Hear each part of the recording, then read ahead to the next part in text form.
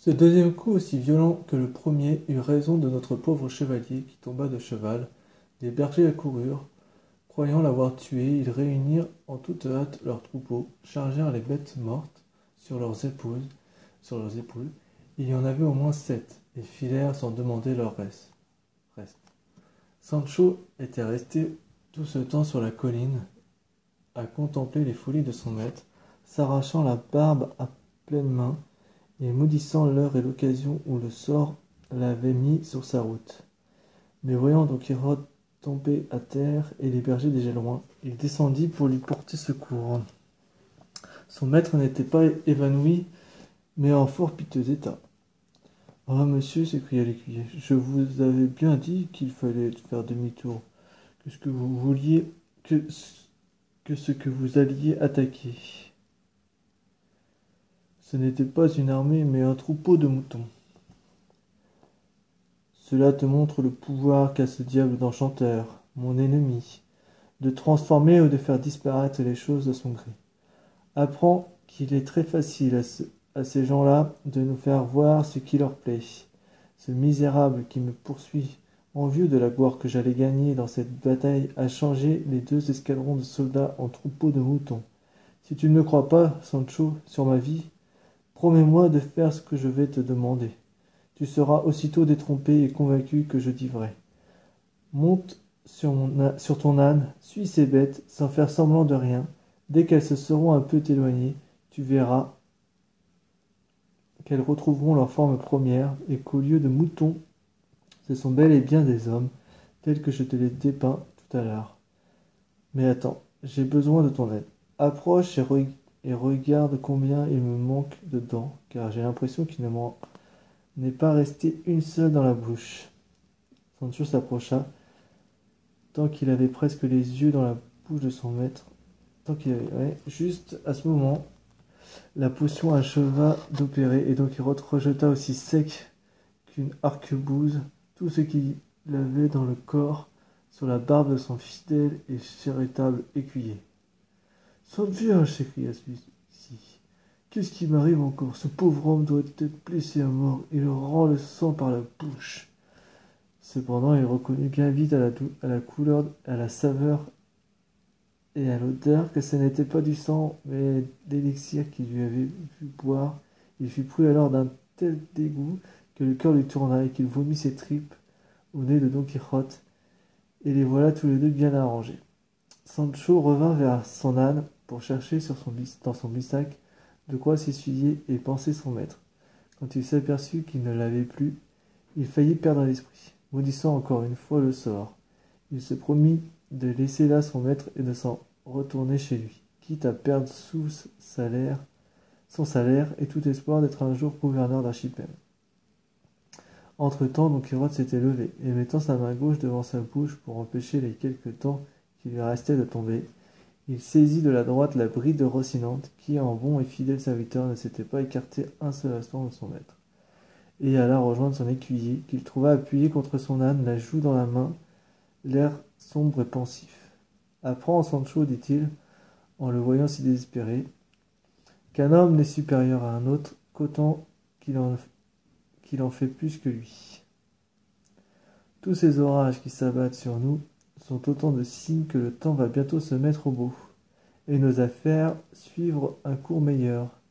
Ni le mal ni le bien ne sont durables. Par conséquent, le mal ayant beaucoup duré, le bien doit être proche. D'ailleurs, tu ne dois pas t'affliger des malheurs qui m'arrivent, puisque tu n'en as aucune part. Comment aucune? Ce n'est peut-être pas le fils de mon père qu'on a fait sauter sur une couverture pas plus tard qu'hier? Et le bissac qu'on m'a pris avec toutes mes affaires de temps, il n'était pas à moi peut-être? Tu as perdu ton bissac? Oui, je l'ai perdu. Ce qui veut dire que nous n'avons rien à manger aujourd'hui. Ce serait le cas s'il n'y avait pas dans les champs toutes ces herbes que vous m'avez dit que vous connaissiez, monsieur, et dont se nourrissent les chevaliers errants malchanceux, comme vous, qui n'ont rien à se mettre sous la dent. J'aimerais mieux alors qu'il y ait un quartier de pain de pain bis ou une bonne miche avec 2 têtes de hareng sort que toutes les herbes que décrit Dioscoride, fut-il commenté par le docteur Laguna. Mais que faire? Allons, remonte sur ton âne, mon brave Sancho, et suis-moi. Dieu qui pourvoit à tous, à tout, ne saurait nous abandonner. Surtout quand nous n'avons d'autre but que de le servir. Il n'abandonne ni le moucheron dans l'air, ni le vermisseau sur la terre, ni le tétard sous l'eau. Il fait briller la lumière sur le bon et le méchant. Il fait pleuvoir sur l'injuste comme sur le juste. Vous, monsieur, vous étiez fait pour être prédicateur plutôt que chevalier errant. Les chevaliers errants savaient et doivent savoir un peu de tout. Dans les siècles passés, on pouvait en voir qui faisaient des discours ou harangues en plein campement comme s'ils avaient été diplômés de l'université de Paris. Ce qui prouve que jamais la lance m'a émoussé la plume, ni la plume la lance. Je veux bien croire tout ce que vous dites, mais partons d'ici et tâchons de trouver où loger cette nuit. Fasse le ciel que ce soit dans un endroit où il n'y a ni couverture, ni berge, ni bernard, ni mort enchanté, ni fantôme, parce que s'il y en a, j'enverrai tout au diable.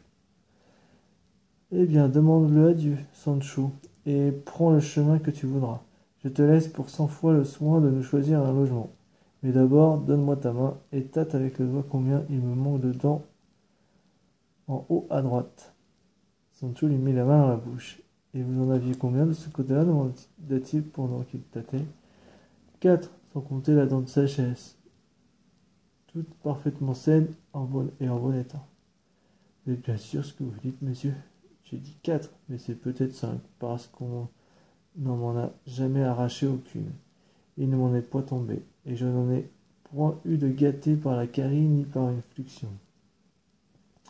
Eh bien, en bas, vous n'en avez plus que 2,5, et en haut, pas même la moitié d'une.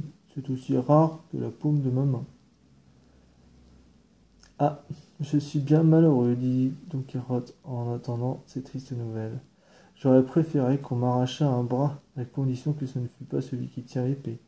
Apprends, Sancho, qu'une bouche sans dents est comme un moulin sans meule. C'est que l'on doit estimer une dent 1000 fois plus qu'un diamant. Mais voilà à quoi sont exposés ceux qui, comme moi, ont choisi de suivre les dures lois de la chevalerie. Allons, monte sur ton âne et marche devant. Je te suivrai ou pas au pas que tu voudras. Sancho fit ce qu'on lui ordonnait et se dirigea du côté où il pensait trouver à se loger, sans pour autant s'écarter de la grande route, qui apparaissait le plus sûr chemin. Et comme il avançait lentement, car Don Quichotte souffrait bien trop pour presser le pas, Sancho entreprit de le distraire en lui parlant de choses et d'autres, comme on le verra dans le prochain chapitre. Fin du chapitre 17.